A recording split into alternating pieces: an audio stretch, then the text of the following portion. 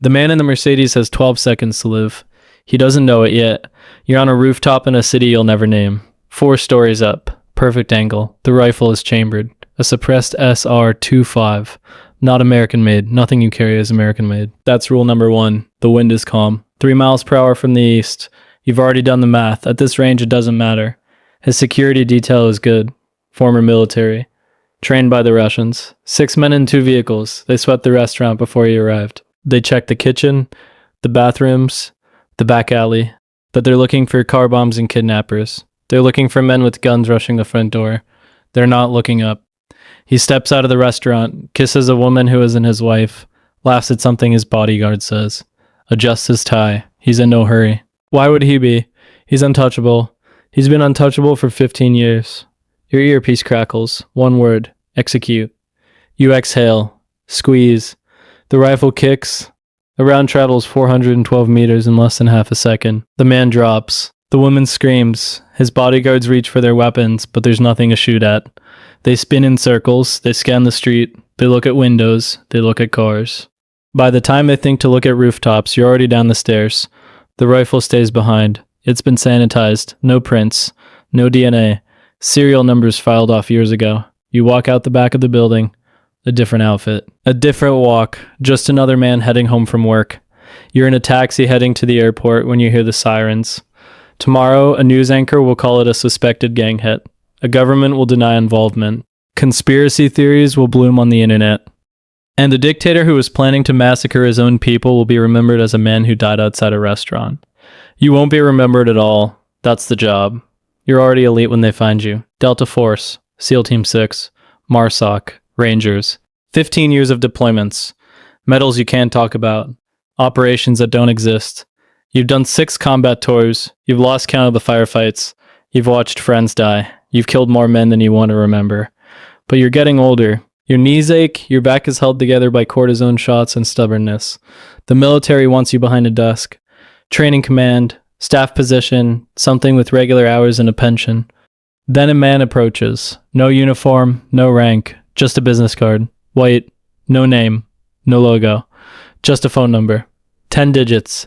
Call this number if you're interested in continuing to serve. You tell yourself you're not going to call. You've done your time. You've earned the desk. You call anyway. A voice answers. No greeting. Just tomorrow, 9 a.m. and an address. The meeting happens in a boring office park. The kind of place that has insurance companies and accounting firms. You walk past a coffee shop, a dry cleaner, a dentist's office. The suite number leads to an unmarked door. You knock. It opens. Inside, a conference room with no windows. Fluorescent lights. A table.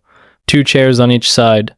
2 men in suits wait for you. They don't shake hands. They don't give names. They gesture for you to sit. They know everything. Your deployments. Every single one, including the ones that were classified /SCI, including the one in a country the U.S. officially has no presence in, including the operation where your team captured a high-value target who was never publicly identified. They know about your kills, not the official number, the real number. They know about your divorce, your daughter who lives with your ex-wife in San Diego, your mother's medical bills, your credit score. They've been watching you for 3 years. The pitch is simple. We need people who can do things the military can't, in places the military can't go. For reasons that will never be explained. The military operates under Title 10, Rules of Engagement, International Law, Congressional Oversight. We operate under Title 50, different rules. You will work for the CIA's Special Activities Division, Ground Branch. You will be a paramilitary officer. They let that sink in. The reality is this: you will kill people for the United States government. Quietly, deniably, professionally. You will work in countries where there's no embassy, no military base, no backup. If something goes wrong, there's no quick reaction force coming to save you. If you're captured, we will deny you exist. We will deny we've ever heard of you. Your family will be told you died in a training accident. There will be no rescue mission, no body. If you die in the field, your family will get a check and a lie. There will be no flag-draped coffin, no military funeral, no burial at Arlington, just a star on a wall, no name under it, normal job, coaching or soccer team, barbecues on weekends. You say yes, you don't know what you just signed up for. Camp Peary, Virginia. 9,000 acres of restricted land along the York River. The locals call it the farm. The CIA calls it the Armed Forces Experimental Training Activity. Nobody calls it what it is, the place where they train spies and assassins. You think you know how to kill. Delta taught you everything. Room clearing, close quarters combat, long-range shooting. You've trained with the best in the world. You know nothing. The training starts with tradecraft, the art of being invisible. Dead drops. How to leave a message in a public place without being seen. A chalk mark on a mailbox, a thumbtack in a telephone pole, a newspaper left on a park bench with information hidden in the crossword. Signal sites. How to communicate with assets without ever meeting them. How to know if a meeting is safe or compromised. Surveillance detection routes. How to walk through a city and know within 30 minutes if you're being followed. How to use shop windows as mirrors. How to take turns at force anyone behind you to reveal themselves. How to disappear into a crowd. Counter surveillance. How to follow someone without being seen. How to work in teams. How to hand off a target from one watcher to another seamlessly. You practice for weeks. You follow instructors through cities. You get caught. You do it again. You get caught less. Eventually, you can follow someone for 8 hours and they never see you. Eventually, you can spot a tail within 3 blocks. Cover identity comes next. You're not learning a fake name. You're building a fake person. Complete background. Where you were born. Where you went to school. Every job you've ever had. Your parents' names. Your siblings. Your childhood dog. You don't just memorize this. You live it. You dream as this person. You wake up as this person. When someone asks where you're from, you don't hesitate. You don't think about your real hometown. The cover is you. Political opinions. What you think about the current president. Your views on immigration. Religion. Abortion. You need opinions. Real people have opinions. A man with no opinions is suspicious. Job history. You can explain every line on your resume. You know the names of your fake coworkers. Your fake boss. You can describe the office layout of a company that doesn't exist. Foreign weapons training. AKMs. Dragunovs. Weapons from every country. Chinese. Russian. Iranian. North Korean if you're using American weapons. You've already failed. Nothing traces back. If you kill someone with a Sig Sauer, that's an American signature. If you kill someone with a Makarov, that could be anyone. You learn to field strip weapons you've never seen before. You learn to shoot accurately with guns that aren't zeroed to you. You learn that most of the world's weapons are poorly maintained, and you need to compensate. Interrogation resistance. CRE training on steroids. They break you down. 72 hours without sleep. Stress positions. Water. Noise. Disorientation. Psychological pressure that makes combat look simple. You learn that everyone breaks. Everyone. The question is not if, the question is when. The goal is to break slowly. Give them nothing for as long as possible. Protect the mission. Protect your teammates. Buy time. The worst part isn't the physical. The worst part is the mental. They find your weaknesses, your fears, your guilt. They use everything. When it's over, you understand something. You can be broken. Anyone can. But you know how long you can last. And you know the tricks they'll use. The box. Advanced driving. This isn't NASCAR. This is combat driving. High-speed pursuits through city streets. Ramming techniques. How to disable another vehicle with yours. How to PIT a car at 80 miles per hour and walk away. Evasive maneuvers. How to break contact when you're being followed. How to use traffic as a weapon. How to disappear. J-turns. Reverse 180S. Controlled crashes. You learn to drive through things, not around them. Fences. Barriers. Other cars if necessary. The unspoken lesson comes last. You're not a soldier anymore. Soldiers operate in uniforms. Soldiers are protected by international law. Soldiers have rules of engagement. Soldiers can surrender. You're a deniable weapon. A ghost with a gun. If the mission requires killing a target's wife because she's in the room, that's the mission. If the mission requires killing a child who saw your face, that's the mission. You don't have to like it. You just have to do it. Some guys wash out here, not because they're weak, because they realize what they're signing up for and they walk away. You stay. Ground Branch, the CIA's direct action arm. The unit that officially doesn't exist, maybe 200 operators total. Most are former Special Operations, Delta, SEALs, Marine Raiders, Rangers, Green Berets. The best of the best, recruited after they've already proven themselves. You're not military anymore. You're civilians, government employees with GS pay grades. Your job title is something boring. Analyst, advisor, consultant. Your actual job description would be classified above top secret. Your team is 6 guys, 3 former Delta, 2 former SEALs, 1 former Marine Raider who speaks 4 languages fluently and 3 more passably. You've all killed before. You've all seen things that would break normal people. Nobody talks about it. You don't have to. Everyone understands. The unit has access to everything. Any weapon you want, any equipment you need. Custom gear built to specifications that don't exist in any catalog. Private jets that can land anywhere. Safe houses in every country. Multiple identities ready to go. Cash in every currency. Budgets that don't get audited. You don't file expense reports. You don't justify purchases. If you need $1 million for an operation, you get $1 million. The missions fall into categories. Direct action. Kill or capture high-value targets. The people who are too dangerous to live but too protected to die through normal means. Terrorist leaders. Enemy intelligence officers. Training and advising. Turn local militias into armies. Arm rebels. Build insurgencies from scratch. You've done this in a dozen countries. Most of them you'll never be able to talk about. Regime change, destabilize governments, sometimes from the inside, turning generals and ministers, sometimes from the outside, funding opposition and arming revolutionaries, sometimes both at the same time, support operations, work alongside JSOC, Delta and SEAL Team 6, get the headlines. They kick down doors and capture terrorists, but someone has to find those doors first. Someone has to develop the intelligence. Someone has to prep the battlefield. That's you. You go in first, you gather intel, you build networks, you identify targets. Then you hand it off and disappear. They get the medal ceremonies and the movie deals. You get nothing, not even a mention in the classified after-action report. The culture of Ground Branch is different from the military. No uniforms. Ever. You dress like contractors, cargo pants, hiking boots, beards. You look like you work for a security company or an oil firm. That's intentional. If anyone asks, you're private security or logistics consultants. You have business cards to prove it. No rank. The former E7 works alongside the former O4. The guy who was your commanding officer in the military now defers to the guy who was enlisted. In the field, only competence matters. Only results matter. Nobody cares about your career path or your connections. No records. Your operations are filed under code words that get destroyed after 5 years. There's no paper trail. There's no institutional memory. The things you do exist only in the minds of the people who did them. When those people die, the operations die with them. No accountability. Not in the normal sense. You don't report to generals. You don't answer to Congress. Your chain of command runs through the CIA's Directorate of Operations to people who never testify and never appear in public. No limitations. The military has rules of engagement. Legal review, JAG officers who tell you what you can and can't do. You have mission objectives. That's it. How you accomplish them is up to you. No recognition. The SEALs write books. Delta guys become consultants on movies. You can't even tell your family what you do.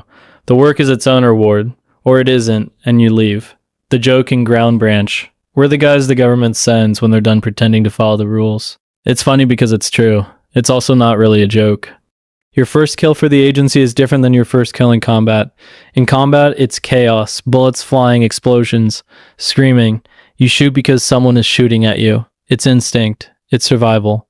This is deliberate, planned, cold. The target is a facilitator, a money man.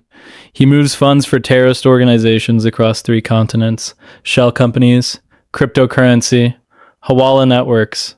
Nothing touches a bank that anyone can trace. He's protected by a government that looks the other way, because he pays the right people. He's untouchable by law. He'll never see the inside of a courtroom. Not untouchable by you. You enter the country as a German businessman. Fake passport, fake company that actually has a website and answers phones. Real hotel reservation at a mid-range business hotel. For 2 weeks, you establish your cover. You take meetings with real businesses. You eat dinners with real people. You attend a trade conference. You hand out business cards. You're building a pattern that's boring, a pattern that no one would ever investigate. Then, when nobody's watching, you go to work.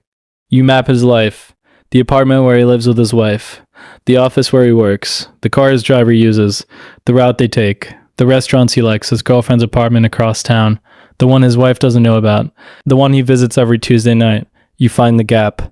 Tuesday nights, he arrives at 10 p.m., leaves around 2 a.m., his driver waits in the car downstairs. No other security. The building has a doorman but no cameras in the hallways. You report back. Encrypted communication. Multiple relays. The message takes 6 hours to reach Langley through the chain. The response takes 2 hours. 1 word. Approved. A team of 4. You're on the door. 2 guys going inside. 1 driver. Tuesday night. You watch him arrive, you wait 2 hours. Let him relax. Let his guard down. 2 a.m. The lock takes 11 seconds. You've practiced on this exact model. The hallway is dark. Apartment 4B. The door isn't reinforced. Why would it be? He's safe here. 8 seconds on this lock. The door swings open. He's in bed with the girlfriend. He never wakes up. Suppressed weapons. 2 rounds each. Center mass. Then 1 to the head. Standard procedure. The girlfriend sees nothing. She's unconscious. A mild sedative in the wine bottle your team placed in her apartment yesterday. She'll wake up next to a body and remember nothing. You're in and out in 90 seconds. By dawn, you're on a flight to a third country. By the time police arrive at the apartment, you're eating breakfast in a cafe 2,000 miles away. The news calls it a burglary gone wrong. The girlfriend is questioned and released. The wife gives a tearful interview. No one connects it to anything larger. His network collapses within weeks. Without him moving the money, the operations dry up. 3 planned attacks never happen. Hundreds of people will live because a man died in his bed. You don't feel good. You don't feel bad. You feel professional. This is the job. The president wants a dictator gone. He's been in power for 30 years. He's massacred civilians, tortured dissidents, developed weapons he shouldn't have. He's a problem, but an invasion would cost billions, thousands of American lives, years of occupation, another quagmire. So they send you. You won't kill him directly. That would be too obvious, too traceable. It would make him a martyr. Instead, you'll destroy everything around him. His power base, his support structure, his ability to govern. His generals will turn. His security will collapse. His people will rise. And when they drag him into the street, it'll look like their idea. Phase 1 takes 3 months. Your team infiltrates as humanitarian workers and journalists. Cover identities built over years. Real NGOs that don't know they're providing cover. Real press credentials from real outlets. You identify the cracks in the regime. Generals who are skimming money and living in fear of being caught. Colonels whose families were killed by the regime's purges. Politicians who want power and see no path to it. You make contact, carefully. One by one, a general is approached through a third party. A businessman who owes you favors. The message is simple. There might be an opportunity for someone who wants change. The general is suspicious. Of course he is. Everyone is suspicious in a country where your neighbor might be an informant. But he's also desperate. He knows the regime is rotting. He knows what happens to generals when regimes fall. He's seen the photographs from other countries, bodies hanging from bridges. He wants a guarantee, protection for his family, a way out if things go wrong. You give him both. His wife and children are quietly moved to a neighboring country. Account is opened in their name. Enough money to start over. Now he's yours. You repeat this 12 times. Different approaches, different leverage. Some want money, some want power. Some want revenge, some want to survive. Money flows. American money that can never be traced. Cash delivered by couriers who don't know where it comes from. Cryptocurrency bought and sold through a maze of exchanges. Weapons flow. Not American weapons. Russian, Chinese, captured stock from 12 different conflicts. Nothing that leads back. Promises are made. A new government, elections, economic support, the backing of the United States. Whether those promises will be kept is above your pay grade. Phase 2 begins. Protests start. They look organic. Young people in the streets. Social media campaigns that go viral. Signs and slogans that seem to emerge from nowhere. They don't emerge from nowhere. They emerge from accounts you control. From organizers you've trained. From a playbook that's been used in 12 countries. The dictator cracks down. Exactly as planned. His troops fire on protesters. Images spread around the world. International condemnation. Sanctions. His violence turns more people against him. Moderates who might have stayed home are now in the streets. The protests grow. More generals waver. They see which way the wind is blowing. They remember the accounts you opened for them. The families you relocated. Phase 3 moves fast. 3 generals defect in one night. Your team extracted their families hours before. They announce on television that they no longer support the regime. They call on their fellow officers to join them. Half the army refuses orders. Soldiers won't fire on their own people. Units that were loyal yesterday are sitting in their barracks today. The dictator's inner circle shrinks. Yesterday he's got 12 men in a palace surrounded by a city that wants him dead. Phase 4 happens without you. You're already gone. Extracted 2 days before the end. New passports, new identities. A flight to a country on the other side of the world. You can't be there when it happens. There can be no American fingerprints, no evidence, No connection. If anyone ever looks back, they have to see a genuine revolution. A people rising up against tyranny. Not a carefully orchestrated operation run by 6 Americans with diplomatic cover. Your team scatters. Different directions. Different countries. You won't see them again for months. Some of them you'll never see again. But you watch on satellite feed as the crowd storms the palace. You're in a secure facility somewhere in Europe. Coffee in hand. Watching history happen on a screen. The dictator runs. He makes it 3 blocks before his own guards shoot him. They're thinking about the future. They're thinking about which side is going to win. By morning, he's dead. The news shows his body in the street. A popular revolution. A new dawn for freedom. The new president gives a speech. You recognize him. He was drinking coffee with you team leaders 6 months ago. Nobody will ever know. CIA headquarters. Langley. The marble lobby with the granite seal in the floor. And the wall. 139 stars carved into white marble. Each one is a CIA officer who died in service to the country. Some are recent. Some are from decades ago. The Cold War. Vietnam. Conflicts that are still classified. Under some stars there are names. Officers who died in ways that could be acknowledged. Officers whose families could grieve publicly. Under other stars there's nothing. Just blank space. Just a star and a mystery. The blank ones are yours. Ground Branch. Sad. Officers whose missions were so secret that even in death they can't be acknowledged. You know some of them. The team leader who took a round in Kandahar. 2003, he was the best operator you ever worked with. The official story said training accident. His family got a flag and a lie. The comms guy who disappeared in Syria. One day he was there, the next day he wasn't. No body recovered, no explanation given. His mother still thinks he might be alive somewhere, he's not. Your first partner, car bomb in Beirut. He was buying groceries. Not on a mission, just buying groceries. But someone figured out who he was. They were sending a message. His star has no name. His kids think he died in a car accident. The Book of Honor sits in front of the wall. It has the names of the officers who can be named. The ones who can't are just marked with stars. Nothing else. No dates, no locations, no explanations. When you die, and you probably will, your family will be told you had a heart attack or a car accident.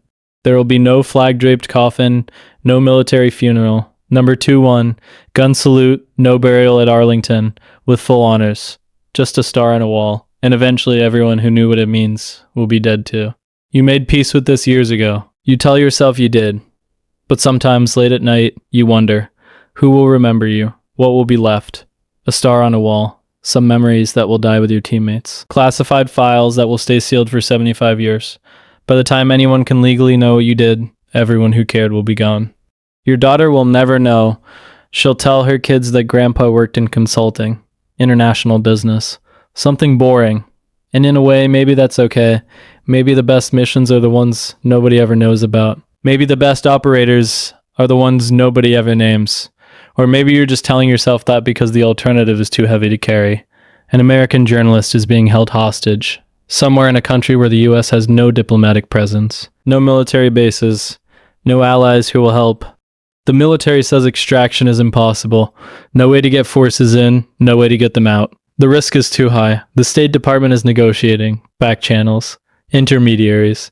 They're making progress. They think, but the intelligence says the captors are going to kill her in 72 hours. They've made a demand the US can't meet. When the deadline passes, they'll make an example of her. Someone makes a call. Your team gets the nod. 72 hours to find her. Plan an assault. Execute. Get her out. No backup. No quick reaction force. No air support. If this goes wrong, you're all dead or captured. And the US government will deny you exist.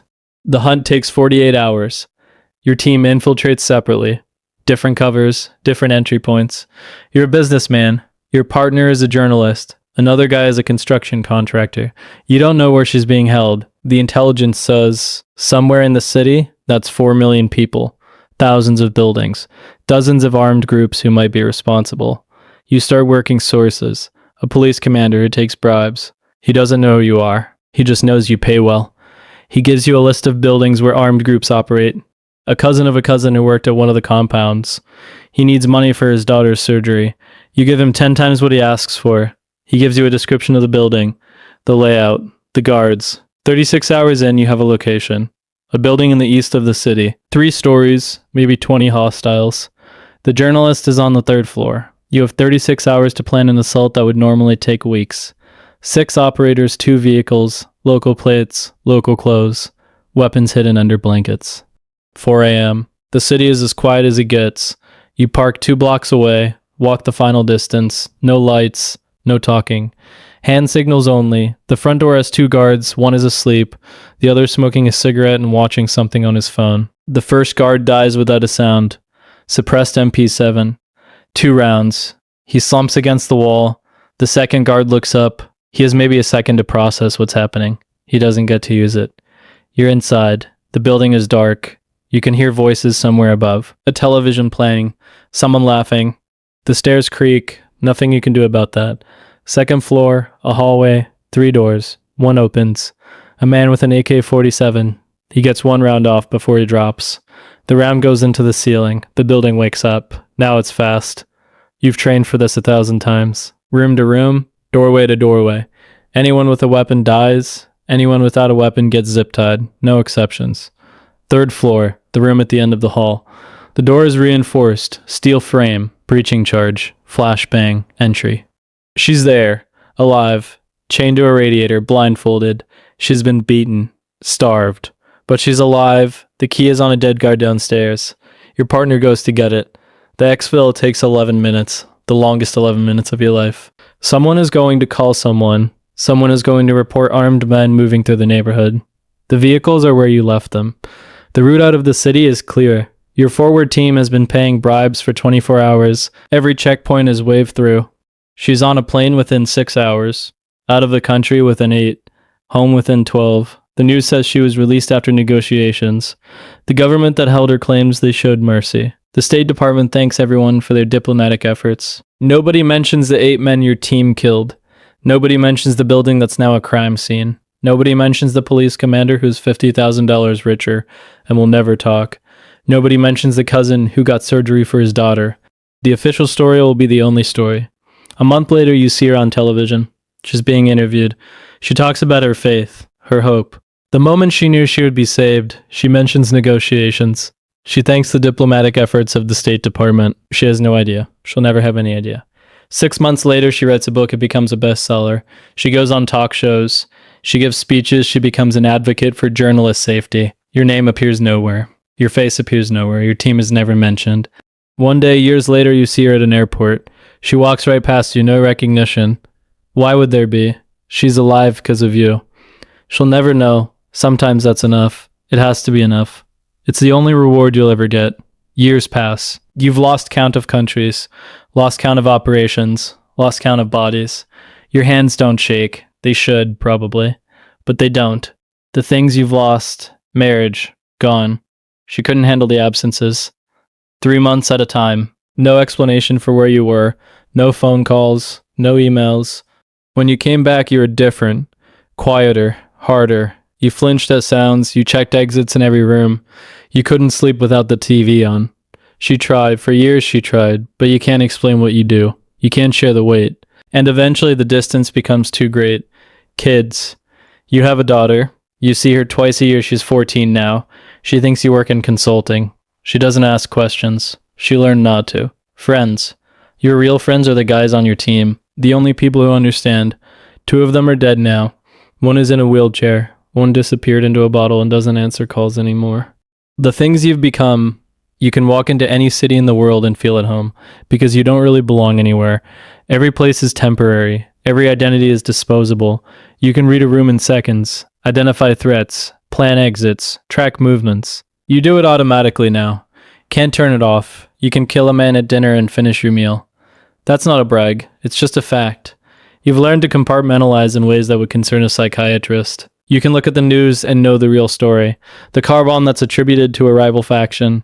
The coup that's presented as a popular uprising. The assassination that's reported as a heart attack. You know what really happened. You know because sometimes you made it happen. Every year, they offer you out a desk job, training analysis, leadership positions. Every year you say no, not because you love this, but because you don't know how to be anything else. The skills that make you valuable here make you dangerous everywhere else. You can't go back to normal life. Normal life is a foreign country.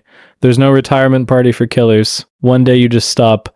Maybe you teach at the farm, train the next generation, pass on what you know. Watch young guys with idealism learn the realities. Maybe you disappear, really disappear. A cabin somewhere, a small town where nobody asks questions, a fake name that finally becomes real. Maybe you drink yourself to death. Plenty of guys do. The weight gets too heavy. The memories get too loud.